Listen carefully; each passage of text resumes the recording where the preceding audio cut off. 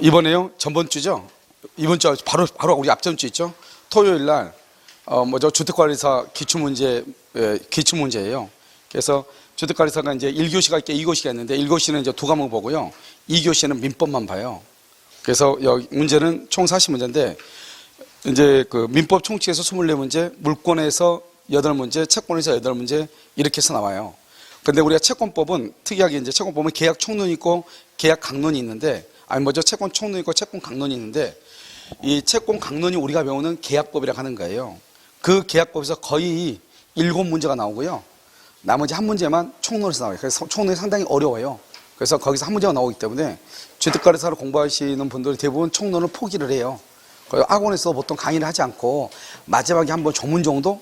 이 정도 이렇게 보는 거예요. 여기도 보면 채권자 대입권이라는 게 3문제밖에 안 나왔어요. 나머지는 다 계약법에서 나온 거예요. 그렇죠?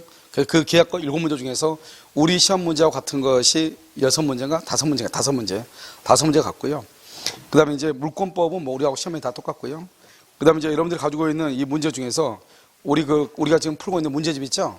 문제집하고 지문이 딱 하나가 빠졌는데 그게 바로 뒤에 저당권에 나온 것이에요. 알겠죠? 사실 그것은 저당권하고 실제로는 관계가 별로 없는데요.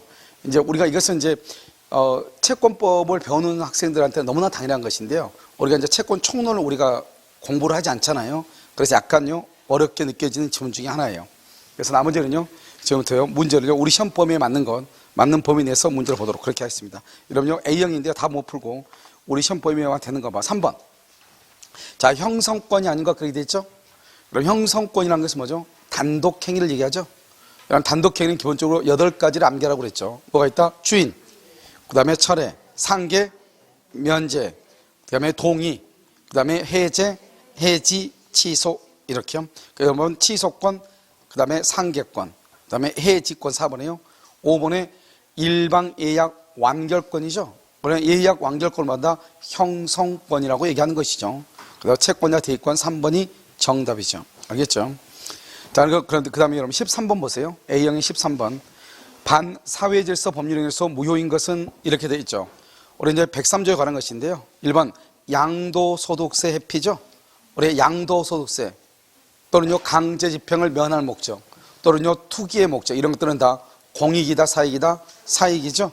103조 위반이다 아니다 아니죠. 그래서 1번은 103조 위반이 아니고요. 그 다음에 4번 봐봐요. 4번 강제집행을 면할 목적으로 이렇게 돼 있죠. 이것도 공익이다 사익이다 사익이죠. 그 다음에 허위의 근저당권이죠. 이것을 가장 근저당권 이렇게 얘기하죠. 이것도 103조 위반이 아니고요.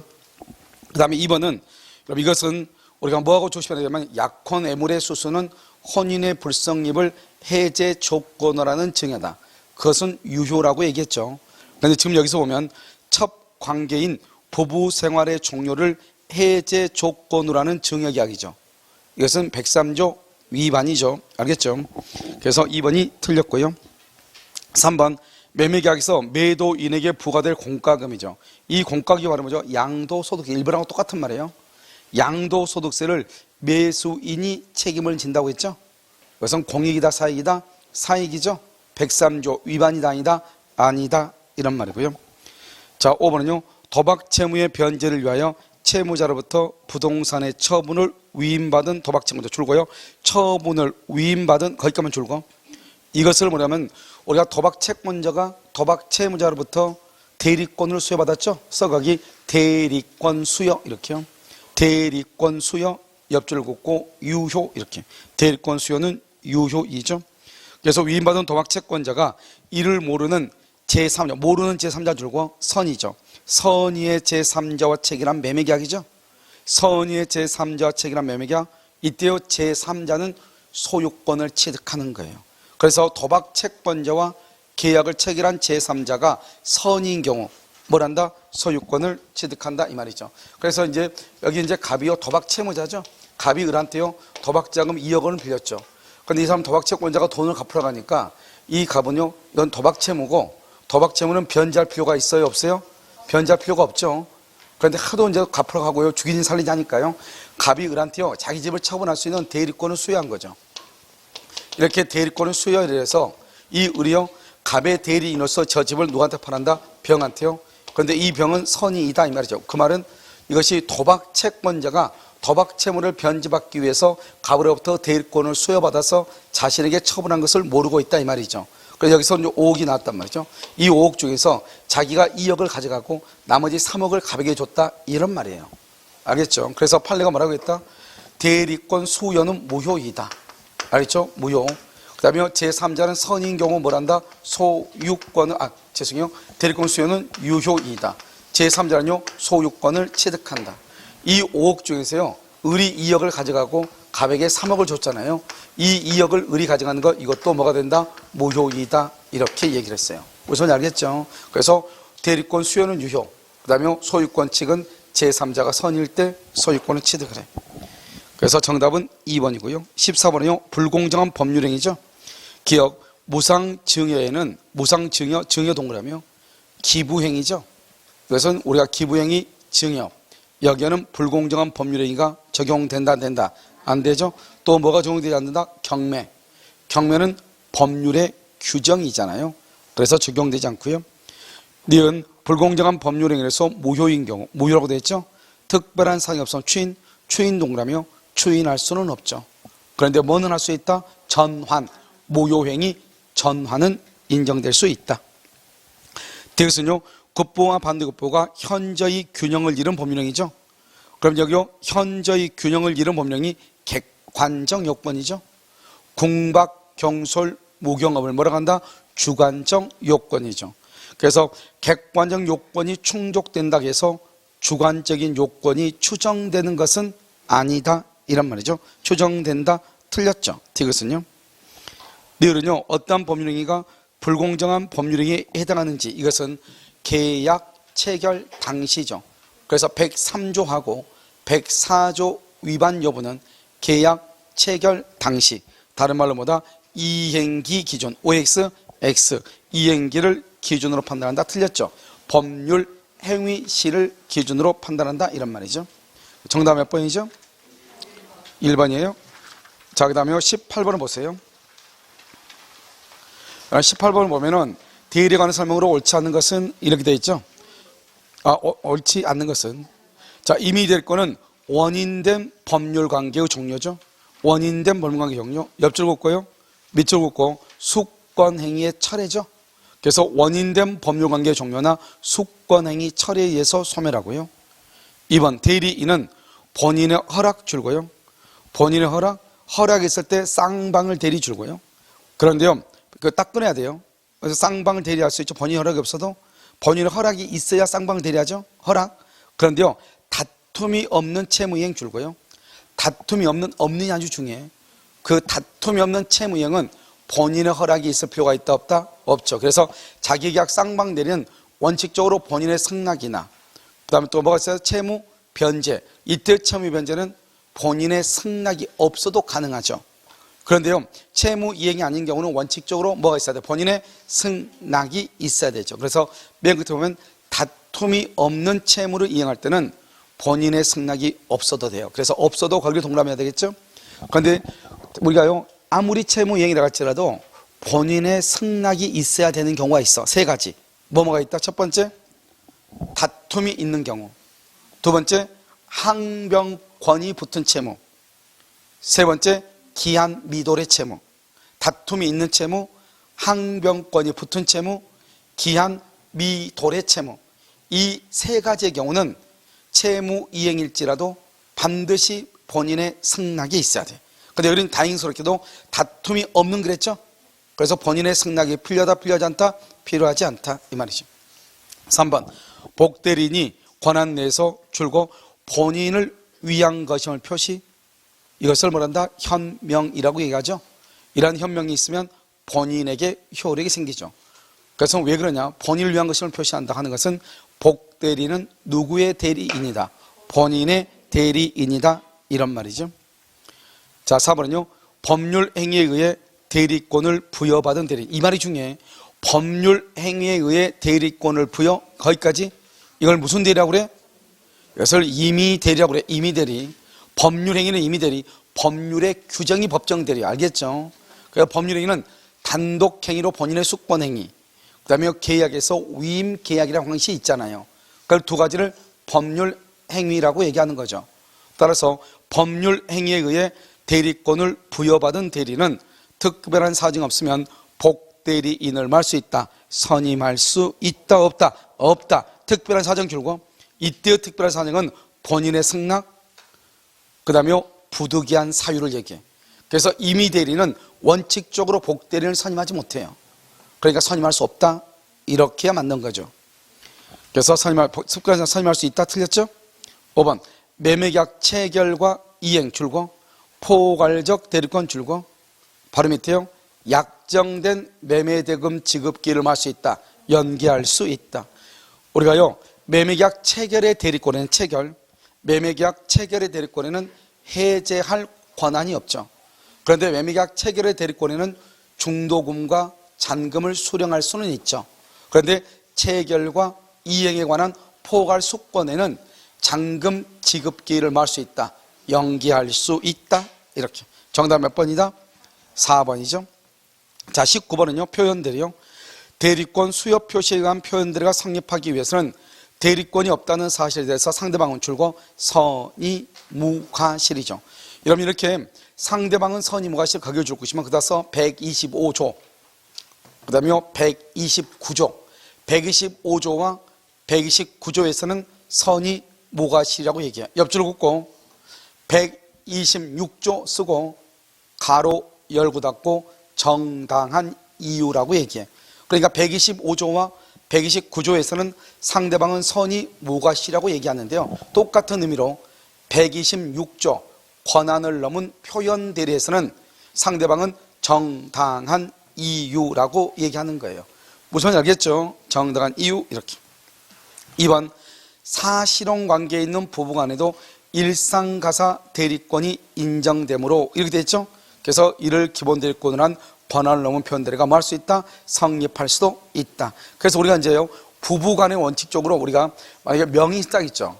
우리가 부동산 실권자 명의 등기에 관한 명의신탁에서 부부라고 하는 것은 어떤 것을 얘기하죠? 그때 부부는 법률혼, 법률상 부부를 얘기해요.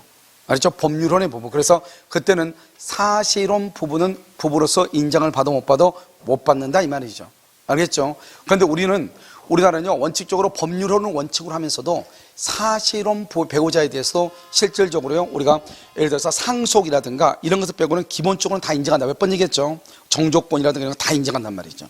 알겠죠? 그래서 우리 보면 법률혼이 있고 혼인 배우자가 있고 그다음에 우리 법에도 사실혼이라고 하는 테마가 있어요. 알겠죠? 가족법에 가면. 그래서 인정을 하는데 단 인정하지 않는 것들이 있어요. 뭐 연금이라든가 연금법 같은 것은 국민연금에서 아마 인정할 거예요. 그럼 다른 데는 인정하지 않고 우리 또 주택임대차 보호법에서 사실혼 배우자 인정하죠. 그래서 이런 것들이 군데군데 인정을 하고 기본적으로는 다 인정하고 사실혼 배우자도 다 재산 분할 청구권이 다 있어요.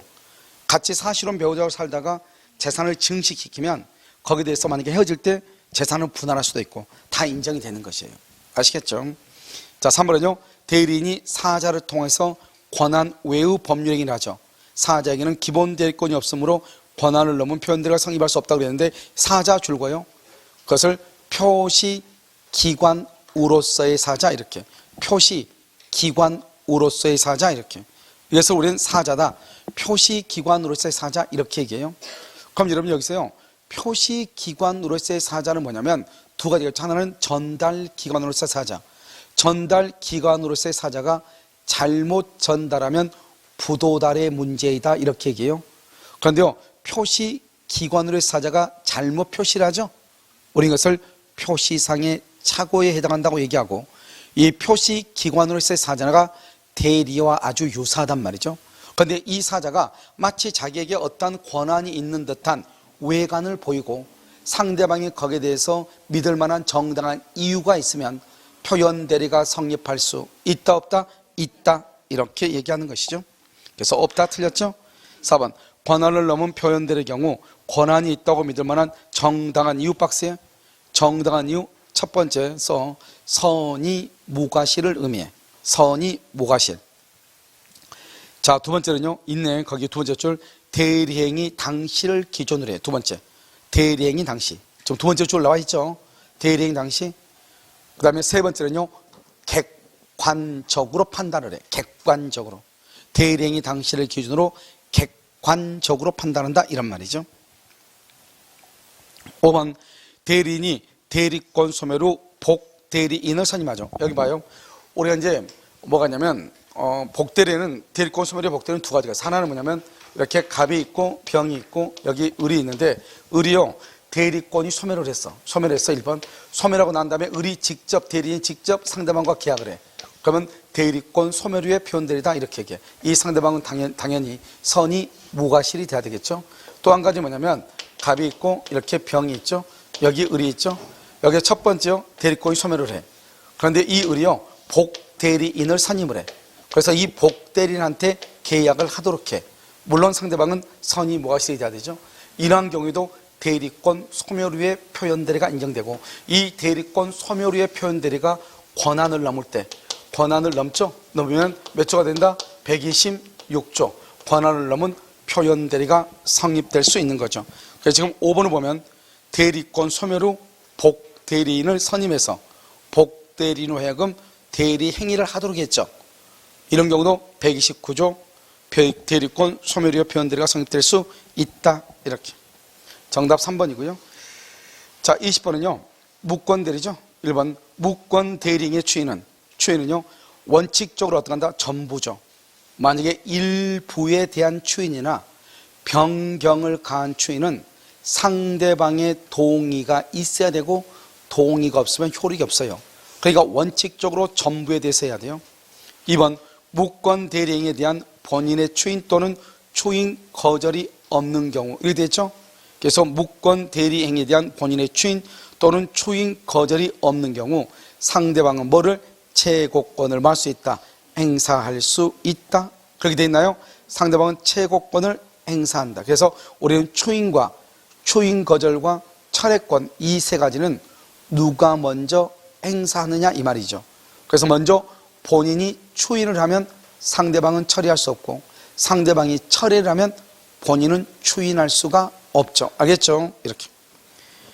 자, 그다음 3번. 추인의 상대방은 무권대리인의 줄과 직접 상대방. 그 다음에 두 번째 줄 권리의 승계인. 맨 끝에다 플러스 무권대리인이죠. 그래서 무권대리인에게도 추인할 수 있다. 이렇게. 4번은 무권대리인이가 제3자의 기망 등 위법 행위로 약이 줄고요. 제3자의 기망 등 위법 행위로 약이 맨 끝에 책임은 부정된다. 틀렸죠. 무권대리인 책임은 무슨 책임이다? 무과실 책임이므로 무권대리인에서 먼저 위임장 등이 제3자의 기망이나 제3자의 위조 서류에 의해서 작성됐다 할지라도 무권대리인은 무권대리인으로서 뭘 한다? 책임을 진다. 이런 말이죠. 5번 무권대리인의 내용을 줄거 변경 동그라미, 추인 동그라미. 이것은 1번하고 똑같은 의미예요. 추인을 할 때는 전부에 대해서 추인을 해야 된다고 되어 있죠. 그럼 5번에 있어요. 변경을 가한 추인. 또 써요. 밑에다가 일부에 대한 추인. 일부에 대한 추인하면 바로 옆에 중요한 키워드가 상대방의 동의예요. 그래서 상대방의 동의를 얻지 못하면 추인은 효력이 있다 없다? 없다. 그래서 그건 뭐다? 4번이다 이 말이죠. 자, 21번을 봐요. 두 장 단계에서 21번. 21번 봤어요? 자, 21번 보면 무효와 취소하는 설명으로 옳지 않은 것은 이렇게 돼 있죠. 돼 있죠. 1번 취소할 수 있는 법률행위는 취소권은 행사하지 않는다. 원래 이러면요. 취소할 수 있는 법률행위는 유효이다 무효이다. 유효이죠. 그럼 취소하기 전까지는 유효이죠. 취소를 해야 소급해서 무효가 되는 거죠. 그래서 취소권은 행사하지 않는다. 그러면 뭐가 된다? 유효이다. 처음부터 무효이다. 들었어. 처음부터 무효다 이 말을 쓰려면 취소권을 행사하면 그래야지. 알겠죠? 자요. 1번 틀렸고요. 2번 취소할 수 있는 법률행위의 상대방이 확정되죠. 취소는 줄고 상대방에 대한 의사표시. 써 옆줄 긋고 상대방의 승계인에 대해 취소권 행사 X 이렇게 취소권을 행사하지 못해요. 자, 여기 한번 봐요. 여기 이렇게 돼 있죠. 갑이 있고 여기 을이 이렇게 있잖아요. 갑이 있으면 을이 갑을요 사기를 쳤단 말이죠. 사기를 치고 나서 을이 다시 이것을 병한테 넘겨요. 그러면 이 갑은 누구한테 취소하냐? 자기는요, 이 을의 사기를 받아서 을하고 계약을 했잖아요. 갑은 을한테만 취소하는 거예요. 취소를. 을한테만요. 이걸 직접 상대방이 나가고, 여기가 상대방의 승계인 이 병한테는 취소권 행사를 못해요. 그러면 이 병은 그럼 어떻게 되냐? 병은 선이이냐 악이이냐 이 말이죠. 그래서 기망에 의해서 계약을 체결했다고 하는 사실을 알고 있느냐 모르고 있느냐. 모르고 있다 선일 때 보호되고 악일 때는 보호가 안 되는 거예요. 그러니까 항상 취소는 누구한테만 다? 을한테만 취소하고요. 만약에요, 이 사람이 사기를 당한 사람이잖아요. 이 사람이 다시 이것을 매매를 하죠. 매매를 하면 어떻게 돼요? 이것을 정이라는 사람이 양수인이죠. 이 양수인을 뭐라 한다? 특정 승계인이다 이렇게 얘기해. 우리 인용 포괄 승계인과 특정 승계인은 계약을 취소할 수 있죠. 이 승계인도 을한테만 취소를 해야지 이것을 상대방의 승계인한테는 취소, 병한테는 취소를 못해. 오직 직접 상대방한테만 취소하는 거예요. 알겠죠? 이것을 직접 상대방에 대한 의사표시로 한다 이렇게 표현을 해요. 3번은요, 제한능력자가 제한능력을 이유로 법률행위를 취소하죠. 여러분 그냥 봐봐. 여러분 우리가 만약에 여기 봐봐. 얘가 17살이에요 17살인데 을이 갑을요 사기를 쳤어요. 아니 얘가 17살이에요 17살인데 17살짜리가 갑을 사기를 쳤어요. 그러니까 갑이요 사기를 이유로 취소를 하죠. 그때는 현존 이익을 반환하는 게 아니에요. 알겠죠? 아무리 을이 미성년자여도 어쩌면 제한 능력자로서 계약을 취소했을 때 현존 이익을 반환하는 거예요. 뭐를 불문하고? 선, 악을 불문하고. 그래서 거기 한번 봐봐요. 제한 능력자가 제한 능력을 이유로 줄고 제한 능력을 이유로 취소해. 이랬을 때 선악 불문하고 현존 이익을 반환하는 거예요.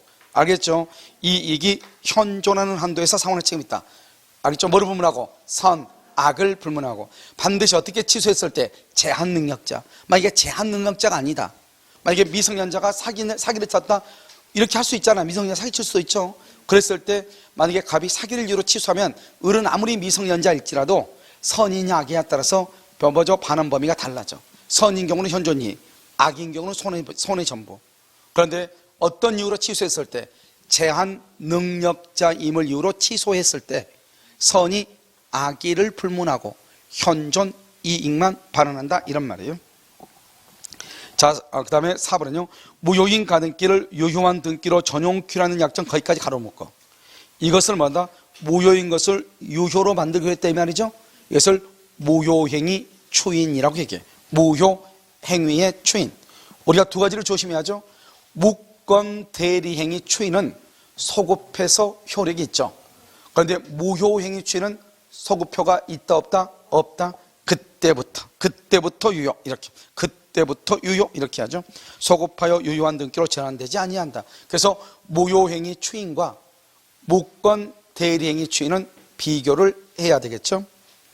5번 무효인 법률행위에 따른 법률효과를 침해하는 것처럼 보이는 위법행위가 있다고 할지라도 맨 끝에 손해배상 청구가 된다 안 된다? 안 되죠. 왜요? 우리가 무효는 언제부터 효력이 없죠? 처음부터죠. 여기 봐봐. 여기가 갑하고 을하고 계약하죠. 2월 1일이요 2월 1일 계약을 해가지고 여기 4월 1일이요 무효인 것이 밝혀졌어. 무효인 것이. 그럼 무효인 것이 밝혀지면 처음부터 2월 1일부터 계약은 처음부터 효력이 없는 거잖아요. 무효는. 그렇기 때문에 우리가 채무불이행이라고 하는 것은 이행기 때 이행을 하지 않는 것을 채무불이행이고 채무불이행이 있으면 거기에 대해서 손해배상을 청구하는 거잖아요. 그런데 무효는 처음부터 효력이 없기 때문에 이행기라고 하는 말이 나올 수가 있어요 없어요? 없죠. 그래서 무효인 것, 즉 107조 비진이 108조 통정의 표시 이렇게 무효인 법률행위의 경우는 당사자가 아니라 갑은 을한테 을은 갑에게 손해배상을 청구할 수가 있다 없다? 없다 이렇게. 그래서 손해배상을 청구할 수가 없다 이렇게. 아시겠죠? 정답 몇 번이다? 1번이죠. 자, 그 다음에 몇 번을 보냐면 25번이요 25번. 나머지는요 우리가 기간하고 소멸시효에 관한 것은 이제 우리 공중회사 시험하고는 관계가 없어가지고요. 자, 25번요. 여기서부터 이제 물권법이죠. 지금 이러면 민총을 보면은 민총은요 문제가 아주 단순하게 나왔죠. 아주 기본적인 것만요. 그래서 나왔기 때문에 뭐 민총 같은 문제가 될 것은 없는 것 같고요. 자, 이제 물권법은 보시죠. 25번 등기의 추정력이 깨지는 경우를 모두 고른 것은 이렇게 되어 있죠. 1번 건물의 소유권 보존 등기의 명의자가 신청한 것이 아닌 것은. 여러분요 항상 뭐를 보라고 했죠? 보존 등기를 딱 보는 거. 보존 등기. 그럼 보존 등기는 딱 세 가지죠. 보존 등기 세 가지. 갑이 신축했는데 을 앞으로 보존 등기가 돼 있다. 추정력이 있다 없다? 없다. 갑이 사정을 받았는데 을 앞으로 보존 등기가 되어 있다. 추정력이 없다. 을 앞으로 보존 등기가 돼 있어. 근데 왜 너 을 앞으로 됐냐 물어봤더니 자기가 갑한테 건물을 사가지고 보존 등기를 했다는 거예요. 근데 갑한테 물어봤더니 자기는 을한테 처분한 적이 없다는 거예요. 그것을 뭐라고 표현한다? 매도 사실을 부인한다 이렇게 얘기해. 이 세 가지의 경우에는 보존 등기의 경우 추정력이 있다 없다? 없다 이렇게. 그래서 지금 여기요 건물의 보존 등기의 명의자가 을이죠. 신축한 사람이 갑이죠. 그러면 추정력이 없죠. 자, 이러면 등기부상요. 이것은 집 공유할 때 얘기했는데 봐봐요. 지분이 있잖아요. 갑의 지분이 3분의 2고요. 을의 지분이 3분의 2예요. 그럼 이거 얼마가 되죠? 3분의 4가 돼버리죠. 그럼 3분의 3 우리가 일물 1권인데 3분의 4면은 3분의 4면요 1.3 이렇게 돼버리죠. 1이 넘어버리잖아요. 판례가 뭐라고 그랬냐? 어디가 분자고 어디가 분모예요. 이게 중요해. 알겠죠? 이거 아주 별것도 아닌데 분자가 분모를 초과할 경우 이렇게 돼 있어. 어떤 놈이 분자예요? 어떤 놈이요? 위에 놈이요? 밑에 놈이요? 그래서 여기 분자가 분모를 초과한다 이 말이죠. 그러면은 그것은 1이 넘어버리죠. 그래서 그것은 그 등기는 무효이고 이것을 다시 수정했어. 변경해서 3분의 3으로 고쳤어. 그래도 그 등기는 무효다 이렇게 얘기했어. 알겠죠? 무효이다 이렇게. 그래서 분자 합계가 분모를 초과한다 이런 말이죠. 아시겠죠? 자, 4번 소유권 보존 등기 명의인이 양수받은 것이라 주장했는데 방금 얘기했죠? 전 소유자가 양도 사실을 부인해. 너무나 단순한 게 뭐 우리 시험에서는요. 기억, 니은, 디귿 다 뭐가 한다? 추정력이 깨어진다 이렇게. 자, 26번은요. 부동산 물권 변동하는 설명으로 오는 것은 그랬죠. 등기는 물권의 뭐다? 효력, 발생이다, 존속이다. 발생 요건이지 존속 요건이 아니다. 2번 무효 등기 유용에 관한 합의. 합의가 뭐죠? 합의 동그라미 계약이죠. 계약은 뭐다? 법률행위죠. 법률행위는 뭐가 있어야 돼? 의사표시. 그러면 의사표시 그러면 3대 요건. 첫 번째 의사표시는 내가 무슨 말을 하는지 알고, 그 다음에 어떻게? 명시적. 그 다음에 어떻게? 묵시적으로 할 수 있다. 묵시적으로 이루어질 수 있다 이래야죠. 그 다음에 토지거래 허가죠. 그럼 토지거래 허가 그러면 어떻게 돼? 토지거래 허가는 무슨 규정이다? 효력 규정이죠. 효력 규정이니까 허가가 없으면 유효이다 무효이다? 무효이죠. 무효는 플러스 마이너스? 마이너스. 그 다음에 중간 생략 등기는 무슨 규정이다? 단속 규정이다. 단속 규정을 위반하면 유효 무효? 유효이죠. 유효 마이너스 플러스 플러스. 그래서 여기서 토지거래 허가 구역 내 토지에 대해서 중간 생략 등기를 하게 되면 마이너스 플러스 곱하면 뭐가 된다? 마이너스 무효가 된다 이런 말이죠. 알겠죠? 무효 이렇게. 그래서 토지거래 허가 무효 마이너스, 중간 생략 등기 유효 플러스. 그래서 마이너스 플러스를 곱하니까 뭐가 된다? 마이너스 무효이다 이렇게. 원래는 여러분이 어떻게 해야 돼요? 이것은 토지거래 허가는 강행 규정이죠. 그럼 봐봐. 갑하고 을하고 계약하고 을과 병이 계약을 했죠. 그럼 원래는 강행 규정이니까 반드시 갑하고 을하고 허가를 받아야 되고 을하고 병하고 반드시 허가를 받아야 돼요. 강행 규정이니까. 그런데 중간 생략 등기라면 어떻게 돼요? 허가를 갑하고 누가 받죠? 병하고 허가를 받게 되잖아요. 그러니까 결국 봐봐. 강행 규정을 위반했죠. 갑하고 을하고 병이 받고 갑에서 병하고 받았죠. 그래서 원래 안 되는 거예요. 알겠죠? 이렇게 생각하면 기니까. 토지거래 허가는 무효니까 마이너스, 중간생략 등기는 유효니까 플러스, 마이너스 플러스 곱하면 마이너스 무효 이렇게. 아시겠죠? 상속에 의한 소유권 상속 써요. 그 다음에 포괄유증 상속, 그 다음에 포괄유증, 그 다음에 합병. 이 세 가지는 등기할 필요가 있다 없다? 없다. 등기가 틀렸죠? 그 다음에 5번 미등기 건물의 원시 취득자 줄고, 원시 취득자 누구죠? 신축자죠. 신축자와 승계 취득자 줄고 그 신축한 건물의 매수인이죠. 매수인 사이 합의에 따라서 직접 매수인 명의로 소유권 보존 등기했다. 이걸 우리 뭐라고 한다? 모두 생략 등기죠. 중간 생략 등기를 의미하죠. 모두 생략 등기. 유효이다, 무효이다, 무효이다, 유효이다, 유효이다, 유효. 중간 생략 되니까 유효. 5번 틀렸죠. 정답 3번이죠. 227번 공동소유죠. 합유자는요 분할 청구를 못하고요. 그 다음에 원칙적으로요 전원의 합의가 없는 한 지분 처분도 못해. 전원의 합의가 없는 한 지분 처분도 못해. 원래 합의는요 해산 줄고요 합의물의 양도 줄고요 그러면 종료가 돼. 종료가 되지 않아 이때요 해산으로 종료가 되죠. 그때는요 합의물 분할을 청구할 수가 있어. 그냥 원칙적으로 합의물 분할 청구를 못해. 조합체가 해산이 되면은 공유물 분할 청구권을 유추 적용해서 준용해서 그 공유물 분할 청구권의 규정과 동일하게 합의물 분할을 청구할 수가 있는 거예요. 그 다음에 총유물이죠. 총유. 여러분 총유는 지분이 있어요 없어요? 없죠. 그러니까 이런 말 하면 안 돼. 각자라든가 지분의 과반수라든가 이런 말 하면 절대로 안 돼. 왜 알겠죠? 총유는 뭐가 없으니까 지분이 없으니까. 그럼 어떻게 해야 돼요? 정관이나 규약 또는 사원총의 결의, 정관이나 규약 또는 사원총의 결의에 의해. 그래서 여기서 관리는 사원총의 결의로 하는 거예요. 알겠죠? 우리가 각자라든가 지분의 과반수라든가 이런 말은, 그럼 과반수라는 말은 내가 뭐가 있을 때 지분이 있을 때 나오는 말이에요. 알겠죠? 그런데 총유는 지분이 없다고. 총유는 지분이 없으니까 과반수라든가 각자라든가 이런 말이 나오면 돼, 안 돼? 안 된다고. 아시겠죠? 자, 그래서 3번 정답이죠. 4번 공유자의 지분은 특별한 사정이 없으면 균등 동그라미 추정 동그라미 균등한 것으로 추정을 해. 그런데 이 말은 사실 동산에만 해당해. 왜냐하면 부동산의 경우는 왜 해당하지 않느냐? 부동산은 우리가요 공유 지분에 대해서 공유일 때 등기를 신청을 하면 등기 신청서에 각 공유자의 지분권을 반드시 기재하도록 돼 있어. 만약에 기재를 하지 않죠? 그러면 그 등기는 접수하지 않아요. 무슨 말인지 알겠죠? 그래서 실질적으로 우리가요 공유에 있어서 공유물에 대한 지분이 균등한 것으로 추정하는 것은 그것은 동산일 때 하나는 것이에요.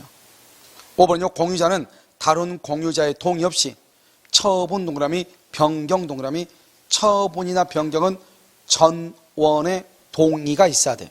이때 전원의 동의를 뭐라고 표현한다? 다른 공유자의 동의 없이 이렇게 얘기해. 그러니까 다른 공유자의 동의 없이 못하면 그러면 할 수 있으려면 다른 공유자의 동의가 있어야 되죠. 그 말을 전원의 동의가 있어야 된다 이렇게 표현을 해요. 처분 동그라미하고 처분에다 써. 공유대지 위에 신축 건물을 신축하는 것을 처분행위라고 그래. 왜? 땅 위에다가 건물을 신축하면은 더 이상 그 토지를 사용할 수 있어요 없어요? 없죠. 그것을 처분행위다 이렇게 표현을 하는 거예요. 아시겠죠? 정답 몇 번? 3번 28번 옳은 것은 전세 목적물의 인도. 우리가 전세권의 성립요건 줄고 성립요소 줄고 성립요소는 합의 플러스 전세금 플러스 등기예요. 전세권 설정의 합의, 물권적 합의죠. 전세금을 지급하고 등기를 하면 돼. 인도는 요건이 아니다. 따라서요 존속기간이 시작되기 전에 설정된 전세권 등기도 유효이다 무효이다? 유효이다 이런 말을 쓰는 거예요. 2번 전세권 설정자 이렇게요. 그러면 전세권 설정자가 부속물 매수 청권 행사 거기까지 줄고 써 밑에다가 전세권자는 정당한 이유 없이 거절을 못해요. 그러니까 우리가 설정자가요 우리가 부속물 매수 청권은 임대인과 임대차하고 전세권에 딱 두 가지 있어. 두 개. 그런데요 전세권에서는 설정자도 부속물 매수를 청구할 수 있지만 임대차에 있어서는 임대인은 부속물 매수를 청구 못해요. 그런데 전세권에서 설정자가 부속물 매수를 청구하죠. 그러면 전세권자는 정당한 이유 없이 거절을 못해요. 무슨 말인지 알겠죠? 그래서 거절을 못한다. 그러니까 전세권자는 원칙적으로 부속물을 수거한다. 수거한다는 말이 뭐예요? 부속물 매수를 거절한다 이런 뜻이잖아요. 된다 안 된다? 안 된다 이런 말이죠. 3번 전세권자가 목적물의 현상, 유지 및 관리에 관하여 비용을 지출, 여기까지 줄고 통상적인 유지 및 관리를 위하여 비용을 지출 이퀄 필요비라고 하죠. 필요비. 그러면 전세권에서는 필요비를 누가 부담하죠? 전세권자. 따라서 전세권자는 필요비 상한을 청구할 수 없죠. 옆줄 긋고 임차인은 필요비 청구. 임차인은 필요비를 청구할 수 있으나 전세권자는 필요비를 청구할 수 없다. 이렇게. 4번 전세권을 목적으로 한 저당권이 설정됐죠? 이 말이 무슨 말이죠? 우리가요 이것을 전세권 저당권이라고 그래요. 그래서 여기요 이렇게 이제 갑이 이렇게 있고 을이 있죠? 을이갑한테 1억 원을 빌려주고요. 갑의 건물에다가 이렇게 저당을 잡죠. 전세권이요. 전세권을 설정하고 전세권 등기를 하게 되면 전세권은 용익 권능의 전세권하고 담보 권능의 전세권하고 두 가지가 있죠. 그런데 우리는 용익 권능의 전세권에다가 은행에다가 돈을 빌리고 저당을 잡죠. 이렇게 1억이요. 그런데 이 용익 권능의 전세권은 존속 기간이 만료가 되면 말소 등기 없이 당연히 뭐 한다? 소멸하죠. 그래서 용익 권능의 전세권은 말소 등기 없이 당연히 소멸하고, 그다음에요 소멸하게 되면 전세권 위에 있는 저당권은 더 이상 뭐 할 수 없다? 실행할 수가 없고, 그러면 이 저당권자는 전세권자가 받을 전세금에 대해서 뭘 한다? 압류나 추심 명령이나 전부 명령 등을 통해서 자신의 권리를 행사하고, 그러면 이 설정자는 압류 등이 있으면 전세금을 을이 아닌 제3자 A한테 전세금을 반환하면 되는데, 만약에 존속기간이 만료가 됐는데 제3자의 뭐가 없다? 압류가 없다. 기간이 만료됐는데 압류가 없어. 그러면 전세금을 누구한테? 전세권자한테 반환한다. 전세권자한테 반환한다 이 말이죠. 지금 여기 보면 뭐라 나왔죠? 전세권을 목적으로 저당권을 설정이죠. 이것을 뭐라고 표현한다? 대법원 판례는 전세권 저당권이라고 그래. 웃기죠? 그냥 전세권 저당권. 이러면 앞으로 여러분요 전세권 저당권 이렇게 나오잖아요. 이 말이 딱 나오면 전세권 위에 저당권이 설정됐다 이런 뜻이에요. 이것을 한마디로 전세권 저당권이다 이렇게 얘기를 해. 그래서 전세권을 목적으로 한 저당권이 설정한 경우 전세권의 존속기간이 만료되죠. 만료동그라미 만료되면 말소 등기 없이 당연 소멸해. 용익권능은 말소 등기 없이 당연 소멸해. 그러면요 그 전세권 위에 있는 저당권은요 더 이상 뭐 할 수 없다? 실행할 수 없다. 4번이 맞죠. 자, 5번 당사자는 설정행위로 전세권의 양도나 임대를 금지하는 뭘 할 수 있다? 약정을 할 수 있죠. 옆에다가 전세권 양도 금지 특약 플러스 전세권 양도 금지 특약 플러스 등기 그럼 옆줄 긋고 대항할 수가 있죠. 우리가 원칙적으로 우리가 물권은 양도성이 있고 물권은 강행 규정이기 때문에 양도를 금지하는 약정은 무효가 된다 이 말이죠. 그런데 참 특이하게요 전세권에 있어서만큼은 전세권 양도 금지 특약은 유효이다 무효이다? 유효이다 이렇게 아시겠죠? 정답 몇 번이다? 4번이다 이렇게. 그 다음에요 몇 번이냐면 28번 한번 보세요. 29번 유치권이죠. 1번 유치권은 점유의 상실 줄고요. 유치권은 반드시 성립 요건이 점유죠. 점유를 상실하면 소멸하죠. 소멸하니까 뭐였어? 유치권에 기한 물권적 청구권이 없죠. 왜요? 점유가 상실되면 유치권이 그 자리에서 소멸을 해. 그래서 유치권에 기한 물권적 청구권이 없는 거예요.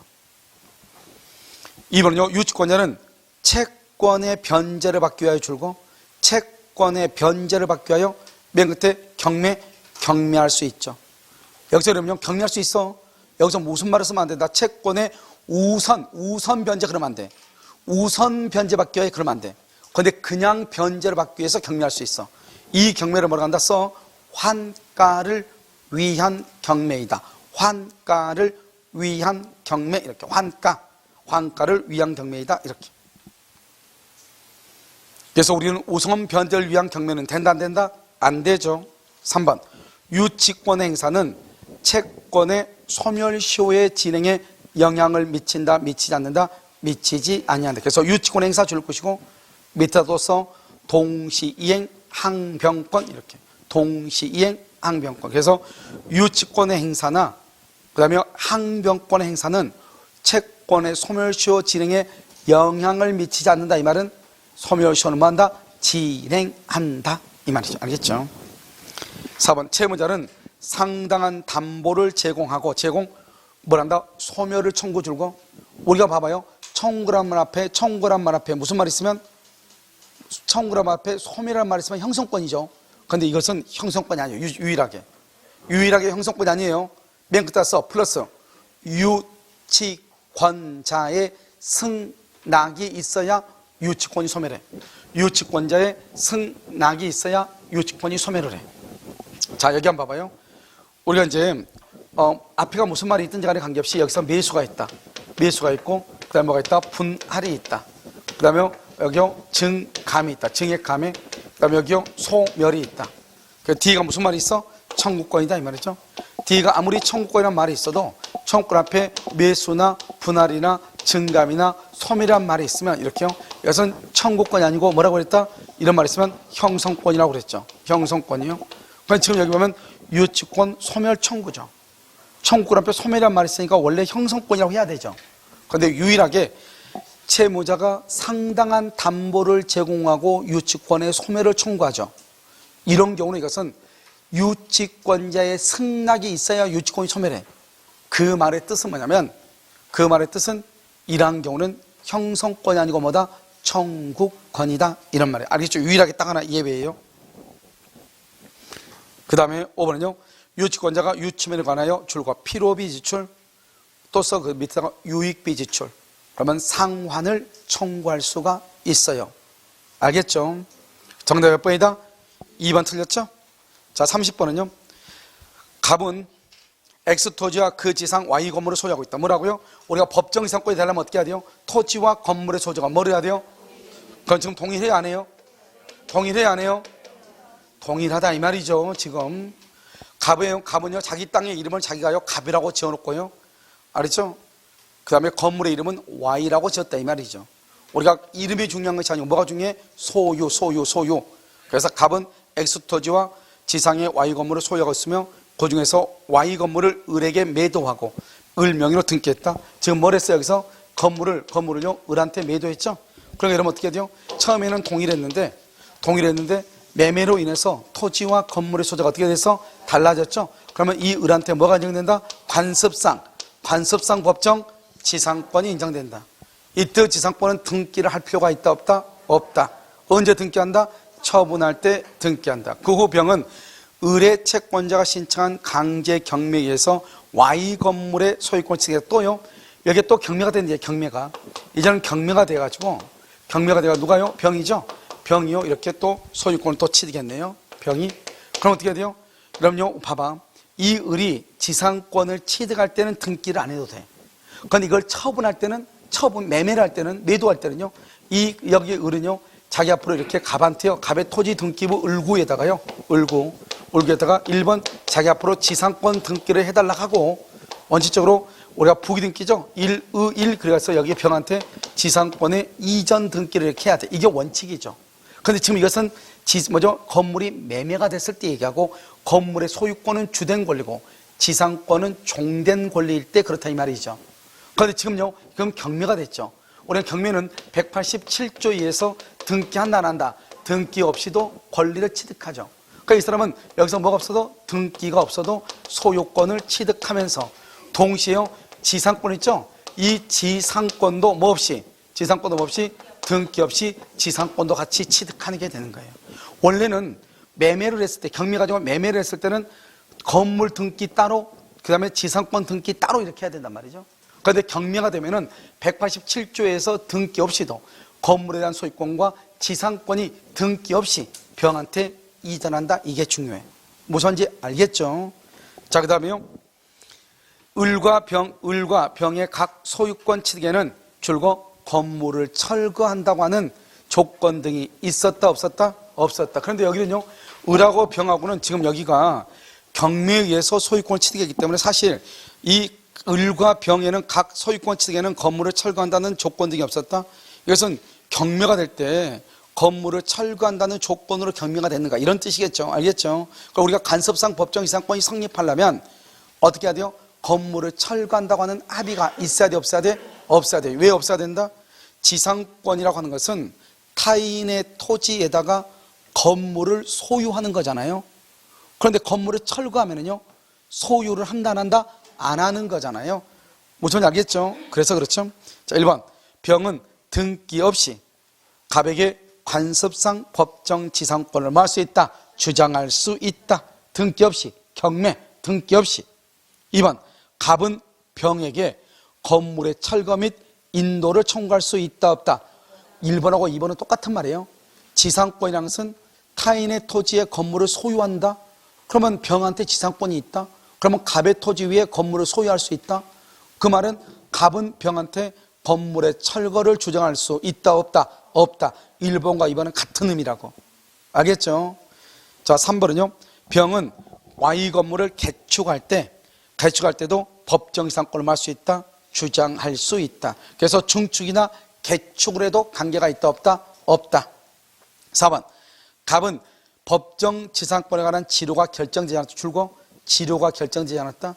법정 지상권은 유상의 원칙이죠. 지료는. 그런데 어떻게 해야 돼요? 지료액을 결정을 해야죠. 그 지료액은 당사자 간의 합의로 정하고 합의가 안 되면 법원의 판결이 가는데 법원의 판결도 없으면 지료액이 얼마인지 안다, 모른다? 모르죠. 얼마인지 모르죠.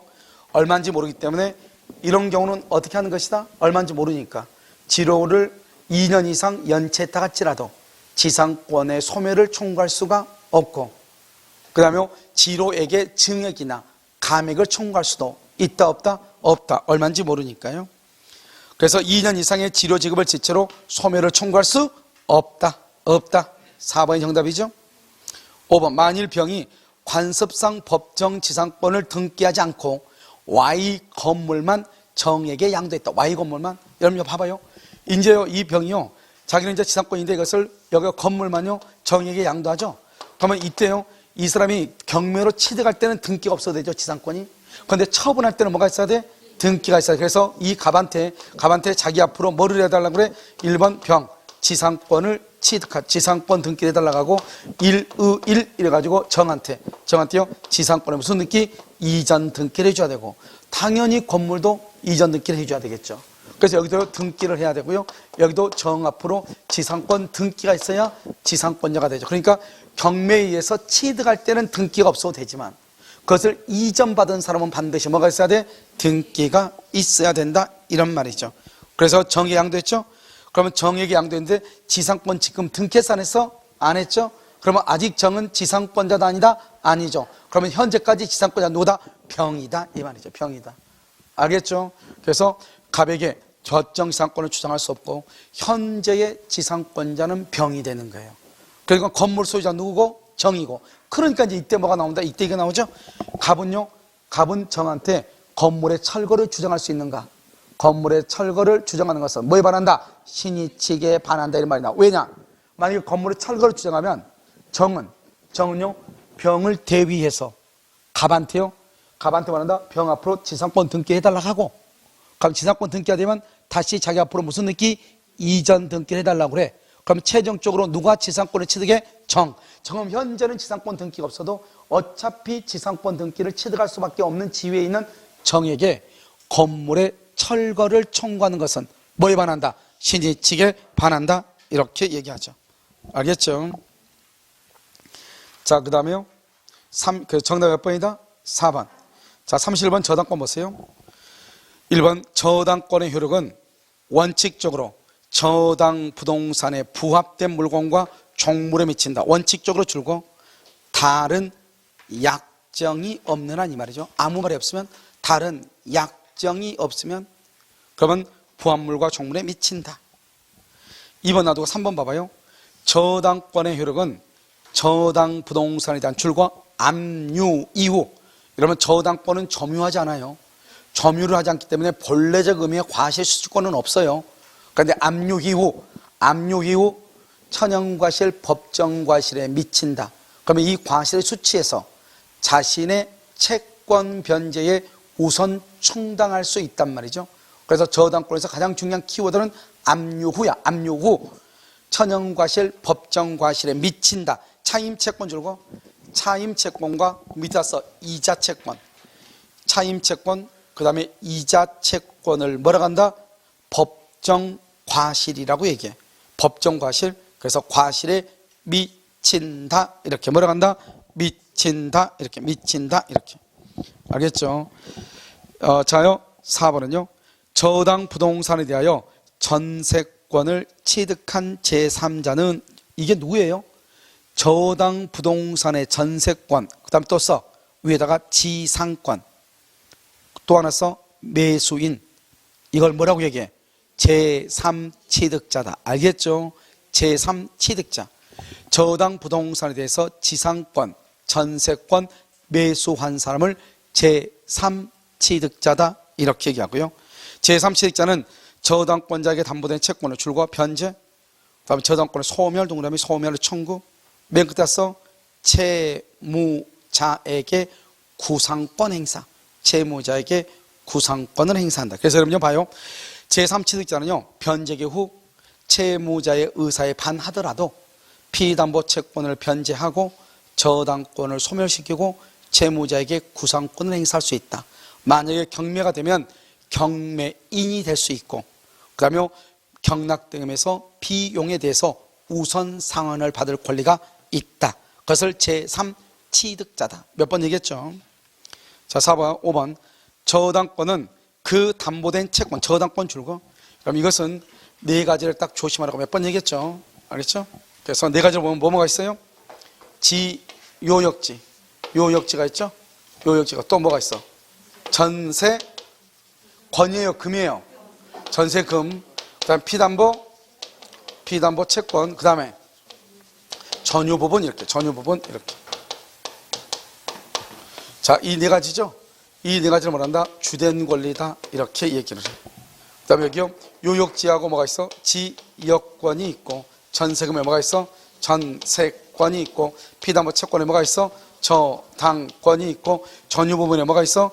대지 사용권, 대지권이 이렇게 있죠. 알겠죠? 그래서 이것을 뭐라 한다? 종된 권리이죠.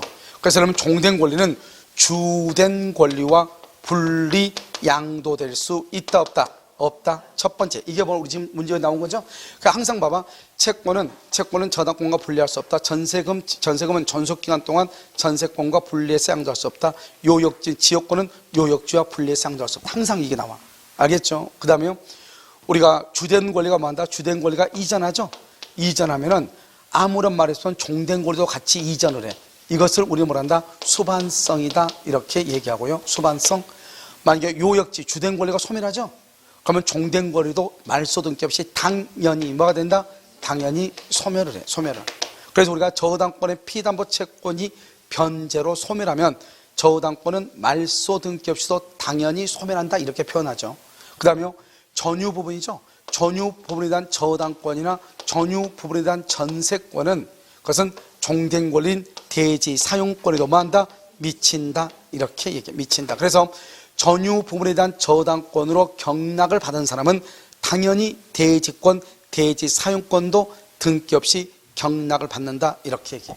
무슨 말인지 알겠죠? 그래서 거기 한번 보시면 저당권은 종된 권리는 이 말이죠. 담보한 채권, 주된 권리와 분리해서 양도할 수 있다 없다? 없다. 이렇게 없다. 정답 몇 번이다? 정답 몇 번? 2번 이렇게. 여러분요. 2번 안 했어요? 2번 안 했어요? 자, 이제 여러분요. 이제 우리가 수탁 보증인 줄고요.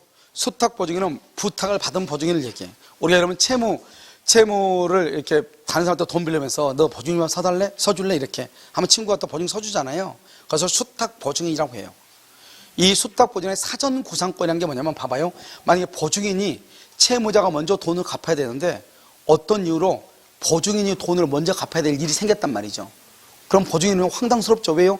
채무자도 돈 있는데 채무자한테 가서 먼저 돈을 받아야 되는데 채무자한테 먼저 돈을 받지 않고 자기한테 먼저 달라고 하니까 그러면 이런 경우는 채무자는 어떻게 할 수 있냐면 보증인은 어떻게 할 수 있냐? 그래? 그럼 내가 돈을 갚는데 너 미리 써. 내가 만약에 갚을 돈이 1억이다. 그럼 너 1억 나한테 미리 줘. 이렇게. 왜? 채무자가 줘야지 그 돈 받아서 갚으면 되는 거잖아요. 그걸 사전 구상권이라고 얘기하는 거예요. 어느 경우냐면 간단히 얘기하면 이런 것이죠. 보증인의 잘못 없이요, 판결에 의해서 보증인한테 주채무자의 채무에 대해서 이행하라고 하는 판결을 받은 경우가 있어요. 두 번째는요, 주채무자가 파산 선고를 받았는데, 그러면 채권자가 어때요? 파산재단에 가입해서 거기에서 돈을 받아가면 되는 거잖아요. 근데 이 사람이 파산재단에 가입하지 않겠다는 거예요. 그럼 어떻게 해야 돼요? 그럼 안 갚으면, 파산재단에 가입하지 않으면 당연히 그러면 나한테 돈 달라 이 말이잖아, 보증인한테요. 이때 보증인은 주채무자한테 사전 구상권을 행사를 해서 주채무자한테 그 돈을 받아서 돈을 갚을 수 있다, 이런 말이에요. 그런데 이때 우리가 사전 구상권은 부탁받은 보증인에 한해서 사전 구상권을 행사할 수 있는 거예요. 알겠죠? 그걸 우리는 수탁 보증인이라고 얘기를 해요. 그런데 그럼요, 물상 보증인이라고 하는 것은 뭐죠? 채무자가 돈을 빌린 데 있어가지고 자신의 뭐래요? 자신의 물건, 토지나 또는 건물에 의해서 물건으로 유한 책임이죠. 그 범위 안에서만 책임을 지는 사람을 뭐란다? 물상 보증인이라고 얘기하는 거잖아요. 이런 물상 보증인에 대해서는 물건의 범위 내에서 책임을 지도록 돼 있잖아요. 알겠죠? 그래서 이런 경우는 사전 구상권이 인정되지 않아요. 알겠죠? 그래서 유일하게요, 지금 우리 시험범위에 아닌 것이 하나 나온 게 딱 이거 하나예요. 알겠죠? 그래서 여러분들이 지금 가지고 있는 문제집이나 유학집에는요, 지금 여기 주택관리사 나와 있는 문제에 모든 지문이 다 들어가 있는데, 알겠죠? 그래서 근데 유일하게 딱 하나가 이거. 우리는 근데 이제 주택관리사 같은 시험에서는 당연히 여기요, 채권법에 이게 나오거든요. 우리 시험범위는 아닌데 거기에 나오기 때문에 그 사람들은 이것은요, 주택관리사를 공부하신 분들은 별건 아니죠. 근데 우리는요, 처음 듣는 것이고요. 또 정답을요, 옳지 않은 거 그래가지고 정답을요 2번으로 딱 해놓으니까 이게 문제가 되죠. 알겠죠? 이렇게. 자, 그 다음에 32번 한번 보셔요. 그럼 이것은 아무것도 아니잖아요. 그럼 이게 지금 뭐예요? 여러분 봐봐. 이게 지금 몇 번 얘기를 했는데, 이건 일단 여러분요, 읽지 말라고 그랬죠? 오케이, 읽지 말라고 했으니까 제가 할 말은 없지만, 일단 이거 공동저당이죠? 공동저당에서 하나는 채무자 것이에요. 채무자가요, 여기 채권자가 있죠? 채권자가요, 지금 돈을 얼마를 빌려줬느냐? 5천만 원이요. 채권책이 5천을 이렇게 하기 위해서 채무자가 만약에 갑이고요, 채권자가 을이라고 봐요. 여기 갑의 토지하고 여기 병 뭐죠? 물상 보증인이죠? 이 보증인하고 두 개를 공동 저당을 잡았다 이 말이죠. 그래서 여기에 경매대금이 지금 얼마가 됐냐? 6천이 나오고요. 여기에 경매대금이 지금 4천이 나왔어요. 알겠죠? 그러면 하나는 채무자 것이고 하나는 물상 보증인이죠. 여기서 문제예요. 돈 빌린 사람 누구예요? 돈 빌린 사람 누구예요? 채무자죠. 그럼 돈을 갚아야 될 사람은 누구예요? 채무자죠. 채무자가 돈을 못 갚으면 누가 갚아요? 보증인이 돈을 갚는 거죠. 이해됐죠? 그걸 생각을 해야 돼. 채무자가 돈을 빌렸으니 채무자가 돈을 갚아야 되고, 채무자가 돈을 변제하지 못한 범위 내에서 보증인이 갚는 게 원칙이에요. 그런데 이 채무자권과 물상보증인이 여기 동시에 배당을 해. 같이 경매가 돼서 동시에 배당을 한다 이 말이죠. 그러면 채무자 거에서 얼마를 뽑고 물상보증인 거에서 얼마를 뽑냐 이 말이죠. 얼마를 뽑아야 되죠? 여러분, 채무자 것에서 먼저 뽑아야죠. 채무자가 돈을 빌렸으니. 그런데 빌린 돈 얼마예요? 5천인데 이 채무자 것 돈 얼마예요? 6천이죠. 6천이니까 여기서 5천을 다 을이 배당받고 보증인 것은 배당을 못 받는 거예요. 왜요? 돈 다 받았잖아요. 5천만 받으면 되는 거 아니에요. 알겠죠? 그래서 여기 보증인 것은 0이 되는 것이에요. 그런데 만약에 이것이 둘 다가 갑의 것이다. A 토지, B 토지. 둘 다가 갑의 것이다. 그러면 이제 그건 또 달라져. 알겠죠? 그렇게 둘 다가 채무자 것이면 어떻게 하냐면, 이것이 만약에 동시배당이다. 동시배당일 때는 안분액을 정해야 돼. 안분액. 그래서 안분액을 정한다는 것은 채권액에 비례해서 돈을 받아. 그래서 을이 받을 수 있는 돈이 얼마죠? 을은요, A 토지하고 B 토지하고요, A하고 B 토지, A 토지에서 받을 수 있는 돈이 얼마죠? 5천이죠? 5천이요? 5천은 을이 지금 받죠? 그 다음에 여기 A 토지 경매는 얼마죠? 6천이죠? 6천이요? A 토지. A 토지, B 토지 더하면 얼마죠? 1억이죠. 여기는요, 얼마죠? A 토지, B 토지 더하면 1억이고요. 받을 돈은 얼마죠? 을이 받을 돈은 5천이죠? B 토지 얼마죠? 4천이죠. 4천, B 토지. 이렇게 해서 계산하는 거야. 이렇게 해서. 이렇게. 여기서는 얼마 받아요? 여기서는 얼마 받아? 2천 받네. 아니, 이렇게 계산할 게 뭐 있어? 5, 4, 20이잖아요. 그러니까 이거 2천이고, 5, 6, 30이니까 3천이잖아요. 이것은 뇌가 없어 누구나 다 하는 거예요. 알겠죠? 여기서 3천 받고 2천 받고 해서 이때는 5천을 받는 거예요. 아마 그래서 3천, 2천 혹시 있어 없어? 있죠. 이건 실수하면 이렇게 계산하는 사람이 있어. 계산하는 사람. 알겠죠? 계산하면 골치 아파지죠. 알겠죠? 그래서 2천이라고 아마 답할 거예요. 무슨 말인지 알겠죠? 이것은 계산하는 게 아니다. 왜요? 일단 동시배당 때 이것은 둘 다가 채무자 소유일 때 이렇게 계산하는 것이고, 하나는 채무자고 하나는 보증인이면 일단 채무자 거에서 다 빼고 부족한 것만 보증인에서 뺀다. 만약에 봐봐. 만약에요, 여기는 6천이고 여기는 4천인데 만약에 B가 채무자라고 해봐. B가 B부터 여기가 채무자 거라고 해봐. 그럼 채무자 거에서 얼마를 빼? 4천 빼고 얼마가 부족해? 1,000은 보증인 거에서 빼는 거예요. 알겠죠? 근데 지금 채무자가 지금 모두 얼마다? 6천이죠. 그럼 채무자에서 5천 다 받아갈 수 있어 없어? 있잖아요. 그러니까 보증인한테는 돈 받아가면 돼, 안 돼? 안 되는 거죠. 그래서 0이 되는 거예요. 무슨 말인지 아시겠죠? 이것을 얘기한다. 그래서 여러분요, 항상 계산할 때 둘 다가 채무자 것인지 하나는 채무자고 하나는 보증인 것인지 이걸 잘 판단을 해야 된다. 이해되셨죠? 자, 여기까지는 이제 여러분요, 전세권인데요. 뭐 여러분요, 지문 아까 했었던 20번, 몇 번이죠? 31번의 지문 2번 하나 빼고는 뭐 우리가요, 공중회사 시험 범위 수준에 비해서 너무나 수준이, 이번 시험 같은 거 보면 주택가에서 같은 경우는 수준이 너무 낮죠. 알겠죠?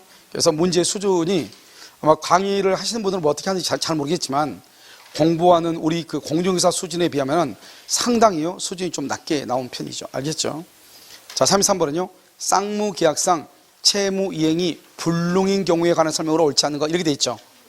그래서 우리 쌍무계약에서 불능은 원시적 불능과 후발적 불능으로 나눠지잖아요. 1번 원시적, 객관적, 전부 불능, 이것을 무효이고요. 옆줄 긋고서 계약 체결상의 과실책임, 이렇게 계약 체결상의 과실책임, 이렇게. 2번 채무자 줄고 책임 있는 사유 줄고 후발적 줄고 이것을 채무불이행이라고 그래요. 항상 채무자가 후발적으로 잘못한 것을 채무불이행이라고 그래요. 그러면 채무불이행인데 지금 후발적으로 이행불능이죠. 이행불능 밑에다 써. 이행거절. 이행불능과 이행거절은 뭐 없이? 최고 없이 해제. 맞죠? 3번 채무자의 책임 있는 사유로 후발적 불능이죠. 누가요? 채무자. 책임 있는 사유. 똑같죠? 이행불능이죠. 그러면 채권자는요? 이행불능이란 말은 채무불이행이죠. 채무불이행으로 인한 계약의 해제는 손해배상 청구에 영향을 미치지 않거든요. 그러니까 계약을 해제하고 손해가 있으면 손해배상만 청구할 수 있고, 채무불이행이라고 할지라도 반드시 해제할 필요 없이 별도로 손해배상만 청구할 수도 있다. 알겠죠? 390조 이하에 의해서. 자, 4번 채권자 수령지체 중 채권자 수령지체 쌍방의 잘못 없이, 쌍방의 잘못이 없단 말이 뭐다? 천재지변 이 말이죠. 이미 지금 누가 잘못했어? 채권자가 잘못했죠. 그래서 채무자는 채권자에게 대금을 말할 수 있다. 청구할 수 있다. 채무자는 이행을 청구할 수 있다. 이것을 채권자 위험 부담주의다. 이렇게. 5번 채권자가 잘 봐야 돼. 채권자가 잘못했단 말이 아니잖아요. 채권자가 이행불능을 이유로 해제했다. 이 말은 이행불능은 채무불이행이죠. 그러니까 지금 누가 잘못했다? 채무자의 잘못으로 계약을 해제했다 이 말이죠. 그러면 이행불능으로 인한 손해배상을 말할 수 있다. 청구할 수 있다. 써. 이행불능 당시 시가를 기준으로, 이행불능 당시 시가를 기준으로 청구할 수 있어요. 이행불능 당시 시가, 이렇게. 정답 몇 번이다? 5번이죠. 자, 그 다음에요. 35번 한번 보세요. 35번은요. 2020년 3월 2일 갑은 을에게 자신의 엑스토지를 1억 원에 매도하겠다는 뜻과 함께 승낙기간을 줄고 3월 10일로. 그런데 이 사람이요, 언제 지금 서명이 도달했죠? 3월 4일이란 말이 중요해요. 도달했죠? 도달할 때부터 청약이죠. 3월 4일부터 청약이에요. 그러니까 도달하기 전까지는 말 수 있다. 철회할 수 있다. 도달하고 난 후에는 처리할 수 없다. 1번 3월 10날 오전 10시에 청약을 원칙적으로 처리할 수 있다 없다? 없다. 언제부터 처리를 못해? 3월 4일부터 처리를 못해. 3월 4일부터 3월 10날 오전 10시에 청약을 처리할 수 없다. 맞죠? 언제부터? 3월 4일부터 처리를 못한다고. 2번, 을이 발송한 승낙 통지가 3월 9일날 도달해서 3월 9일날 3월 9일날 성립한 계약 언제 성립한다? 계약은 언제 성립해? 3월 여기 뭐냐면 승낙기간 3월 10일로 정한 계약을 성립을 발송했죠. 여기서 발송한 날짜가 언제라고 나왔어 안 나왔어? 안 나왔죠. 그러니까 계약 언제 성립하냐? 승낙 통지 발송일이죠. 승낙 발송일에 계약이 성립하죠. 언제인지는 몰라. 그냥 발송일 그러면 돼. 3번, 을이 3월 12일은 어째죠? 3월 10일 그러면 어때요? 이미 연착되고 난 다음이죠. 3월 12일 계약 내용에 변경을 가하여 승낙이죠. 변경을 가하여 승낙 줄고 여기서 뭐한다? 새로운 청약이죠. 새로운 청약. 갑이 곧바로 승낙, 그러면 계약 성립이죠. 성립한다 이 말이죠. 왜냐면 을이 새로운 청약을 했잖아요. 4번, 을이 3월 9일 발송했죠. 그런데 2020년 3월 11일에 도달 11일 연착된 승낙이죠. 이퀄 새로운 청약으로 보죠. 새로운 청약. 갑이 곧바로 승낙했죠. 계약은 뭐가 된다? 성립하죠. 3번 4번 똑같아요. 새로운 청약이니까 갑이 승낙하면 계약이 성립한다고. 특히 그러면 4번에서 조심해야 될 것은 연착의 통지가 없네. 이 말 하면 안 돼. 편지 언제 보냈어? 한번 봐봐. 3월 9일날 보냈어. 그럼 당연히 3월 11일날 도달하죠. 그냥 연착이에요.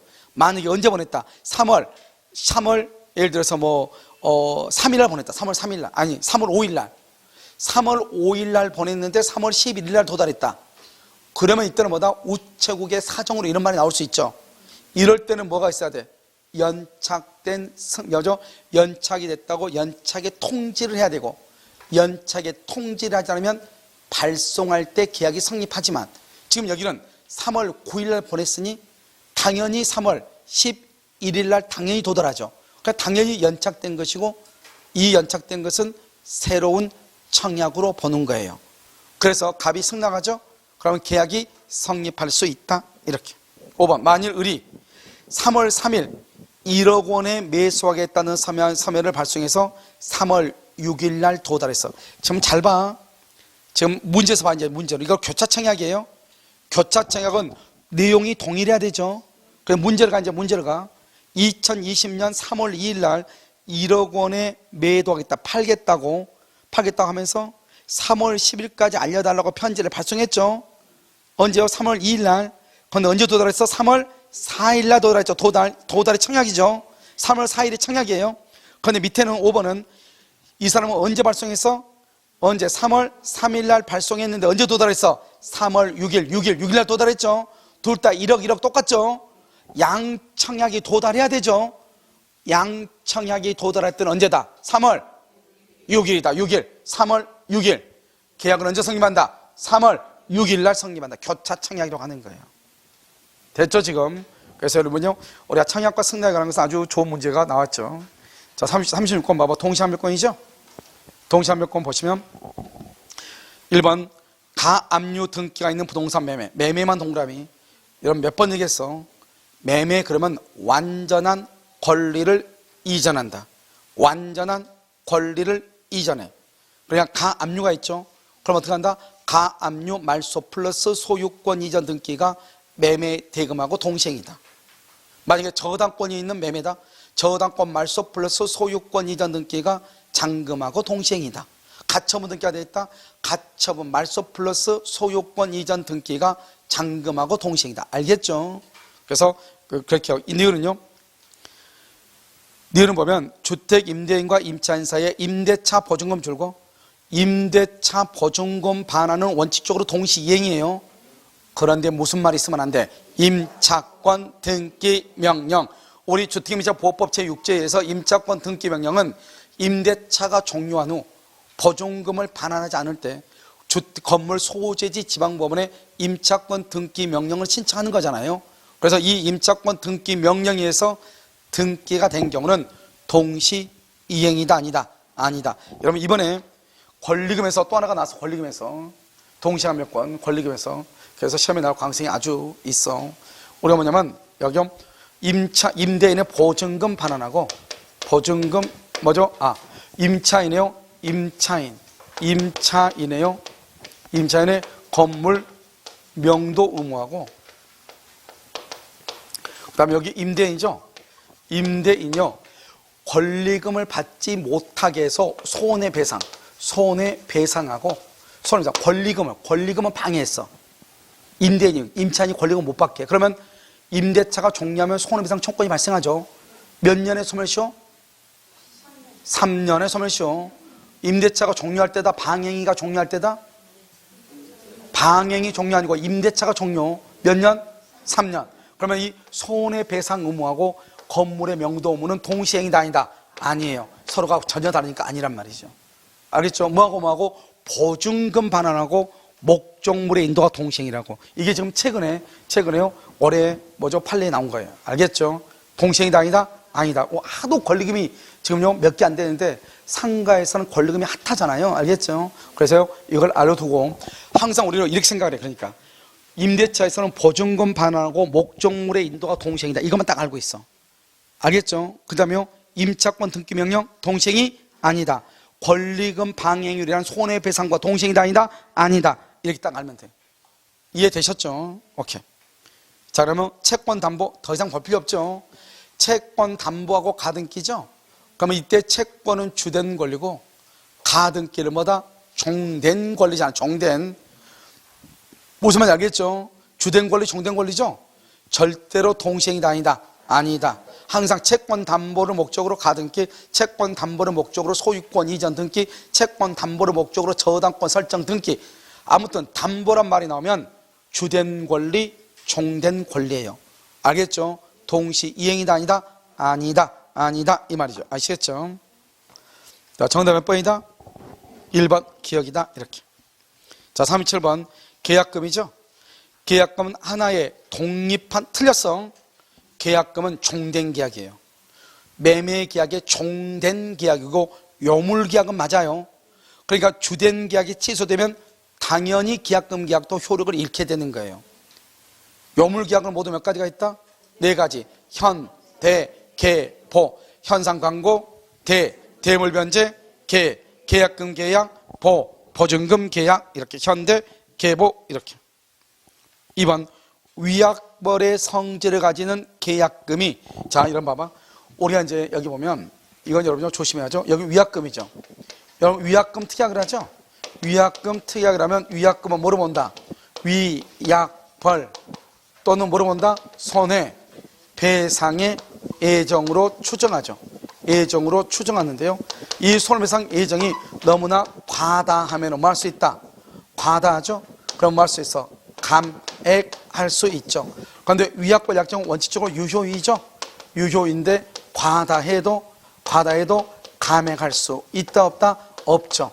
그럼 지금 여기서처럼 지금 뭐라 나왔죠? 부당하게 과다하죠. 부당하게 과다하죠. 과다하면 이것은 103조 위반으로서 뭐가 된다? 무효가 돼. 무효. 103조 위반으로 무효가 돼. 그래서 감액을 못해. 그래서 위약벌 약정은 감액을 말 수 없다. 청구할 수 없다. 이 말이죠. 위약벌은. 알겠죠? 그래서 위약벌은 감액을 못해. 왜 위약벌은 감액을 못할까요? 위약벌은 손해배상 예정으로서의 계약금 있죠? 계약금에다가 플러스 알파로 별도로 손해배상을 더 청구할 수 있거든요. 그래서 감액은 청구를 못해. 부당하게 과다하죠? 그럼 뭐다? 103조 위반. 그래서 우리가 103조 위반할 때 나오잖아요. 위약벌 원칙은 적법 하나, 부당하게 과다하면 무효이다. 나오죠? 알겠죠? 그것을 얘기해. 그래서 거기 보면 위약벌의 성질을 가진다. 줄과 부당하게 과도하다. 맨 끝에 감액을 청구할 수 있다. 틀렸어. 무효이다. 이렇게. 자, 3번 당사자가 계약금의 전부를 나중에 지급하기로 약정을 했어. 나중에 지급하기로. 그런데 교부자가 이를 지급하지 않았어. 그럼 요물계약이, 우리가 계약금 계약은 무슨 계약이죠? 요물계약이죠. 그럼 계약금이 있어 없어? 없죠. 당연히 그러면 계약금 계약을 할 수 있다. 해제할 수 있죠. 계약금 계약, 본 계약을 해제하는 것이 아니고 계약금 계약 자체를 해지할 수 있다고. 왜? 뭐가 없으니까? 계약금이 없으니까. 알겠죠? 자, 그 다음에 4번 토지거래 허가를 받잖아. 유동적 무효죠. 여러분 유동적 무효로 갈지라도 해약금에 관해서 계약을 말 수 있다. 해제할 수 있다. 없다 치고 옆줄 긋어 허가가 있든 없든, 토지거래 허가가 있든 없든 했어요. 허가가 있고 없고 중요하잖아. 허가가 있든 없든 중도금 전까지 계약금으로 해제 가능. 이렇게 계약금으로 해제할 수 있다. 이렇게. 자, 5번 해약금에 관한 규정에 의해 계약을 해지한 경우 이렇게 돼 있어요. 해약금에 관한 규정에 의해서 계약을 해지한 경우 당사자 상호간에는 해제에 따른 손해배상 의무를 부담한다 안 한다. 그러면 해약금에 의해서 계약을 해지한 경우 거기를 줄고 써 중도금 지급 전에 해제. 중도금 지급 전에 해제예요. 그럼 중도금을 지급해야 되는데 지급하지 않으면 채무불이행이라고 그래요. 그때 원상회복하고 손해배상이 있어요. 그런데 해약금에 의한 계약 해지는 중도금을 지급하기 전이에요. 그 말은 채무불이행이 있어요 없어요? 없어요. 그러니까 원상회복이나 손해배상 청구란 말이 나와 안 나와? 안 나온다 이 말이죠. 해약금에 의해서 계약을 해지할 때는 그런 것이 나오지 아니한다. 이렇게. 자, 맨 앞에 38번 봐. 38번 봤어요? 37번 정답 몇 번이죠? 37번 정답은 3번. 38번은요 옳지 않는 것 이렇게 되어 있죠. 1번 해제의 의사표시에는 해제는 뭐죠? 단독행위죠. 원칙적으로 조건을 붙이지 못한다. 못해요. 그런데 옆줄 긋고 정지 조건부 해제 의사표시는 가능해. 정지 조건부 해제 의사표시는 가능해. 그래서요 최고하죠. 언제까지 돈을 갚아라. 돈을 갚지 않으면 최고 내가 더 이상 말하지 않아도 당연히 계약은 해제된 것으로 보겠다. 그러면 기간이 지나면 당연히 해제된 것으로 봐버려. 그걸 정지 조건부라고 그래. 2번 계약의 해제로 인한 원상회복 청구권의 소멸시효는 우리가 이러면 계약을 해지하죠. 그럼 소급해서 무효가 되죠. 그럼 원상회복 의무가 발생하죠.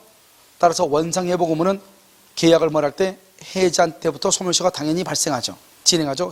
옆에다가 원상회복 청구권 줄고 원상회복 청구권 거기다 과실상계 X.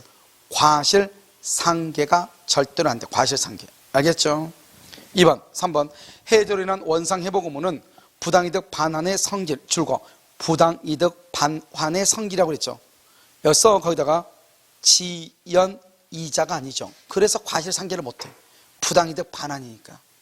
알겠죠? 우리가 과실상계는요 채무 불이행으로 인한 지연배상, 그때 과실상계 났는데 우리가 계약을 해지하면 원상회복을 하는데 받은 것이 금전일 때는 받은 날부터 이자를 가산한단 말이죠.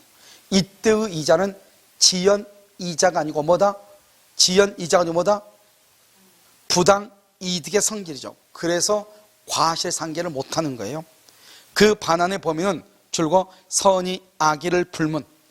맨 끝에 받은 이익 전부에 받은 이익 전부 동그라미 선악 불문하고 옆줄 긋고 그래서 해제 후 착오로 취소 가능해. 해제 후 착오로 취소가 가능해. 취소는요 선인 경우는 현존 이익만 반환하거든요. 그런데 해제는 선이어도 전부를 반환한단 말이죠. 그러니까 해제 후 착오를 이유로 뭐 할 수 있다? 취소할 수 있다. 자, 4번 합의 해제죠. 합의 해제. 그럼 합의 해제는 두 가지가 무조건 안 돼. 첫 번째, 채무 불이행으로 인한 손해배상을 청구할 수 없다. 중요하죠. 없다. 또 하나가 뭐다? 또 하나는 것이 받은 것이 금전일 경우, 받은 것이 금전일 경우 썼어요. 받은 날부터 그거 쓰지 말고 받은 것이 금전일 경우 이자 가산 X. 이자 가산. 받은 것이 금전일 때는 받은 날부터 이자를 가산인데 받은 것이 금전일 때는 이자 가산 X. 이 두 가지만 정확하게. 손해배상이 없다. 왜요? 합의니까 채무불이행이 아니죠. 합의로 해지하니까 채무불이행이 아니니까 손해배상이 없다. 받은 것이 금전일 때는 받은 날부터 이자를 가산할 필요가 없다. 이 두 가지가 합의해지에서 가장 중요해. 그래서 정답 4번이죠. 5번. 5번은요, 여러분요, 우리가 이제 제3자죠. 제3자일 때, 우리가 이제 이게 하나가 딱 어렵다고 얘기를 했어. 문제 풀 때. 여기 보세요. 우리가 이제 보면 2월 1일 계약을 하고요. 을한테요, 등기를 하죠.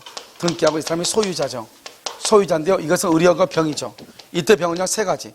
뭐다? 가등기, 또는요, 등기, 또는요, 대항 요건을 갖춰야 된다. 이렇게 얘기했죠. 그래서 이거 등기, 가등기, 등기, 대항 요건 이렇게요. 그러니까 뭐가 안 된다? 여기가 채권 그럼 돼, 안 돼? 안 되죠. 이건 소유권은 물권이니까요. 채권을 압류, 채권을 가압류, 채권을 양수 안 되죠. 미등기 된다, 안 된다? 미등기 안 되죠. 만약에 대항 요건을 갖추지 못했다? 대항 요건을 갖추지 못했다? 전입신고가 없다? 된다, 안 된다? 안 된다 그렇죠? 이게 이제 가장 기본적으로 뭐가 된다? 제3자에 관한 것이 되는 것이고요. 알겠죠? 그러면 지금 여기에 있는 것은 뭐냐면 자주 나온 것은 아니에요. 알겠죠? 그래서 자주 나온 것은 아닌데 여기서 보면 우리가 이제 계약을 뭐하죠? 해제하죠, 해제. 이런 계약을 해제하면 어떻게 돼요? 여기 봐. 이렇게 갑이 있고 여기 을이 있죠. 갑을하고 2월 1일 계약을 체결하죠. 체결하고요. 여기요 3월 1일 을 앞으로 등기하죠. 그럼 을이 소유자가 되죠. 소유자. 그러면 갑을하고 계약을 4월 1일 해제하죠. 해제하면 언제부터? 2월 1일부터 소급해서 무효가 되죠. 자, 무효가 되죠. 그럼 어떻게 돼? 이 등기도 뭐가 된다? 무효가 되죠. 이 사람 소유자도 아니다? 아니죠. 소유권이요. 소유권이 갑에게 소유권이 복귀가 되죠. 소유권이 복귀가 되죠. 됐죠? 자, 이제 이걸 이제 그대로 읽어. 자, 문제 5번. 매도인은 매매 계약에 의하여 채무자의 책임재산이 된 부동산을 책임재산, 여기서 중요한 것은 매도인 누구고 채무자가 누구예요? 채무자가 누구예요? 채무자가 누구예요? 매도인은 누구예요? 이 사람이 매도인이죠? 매도인이고 이 사람이 채무자죠. 그래서 우리가요, 기본적으로 이제 이걸 알아야 되죠? 매수인은 누구예요? 매수인은 을이죠?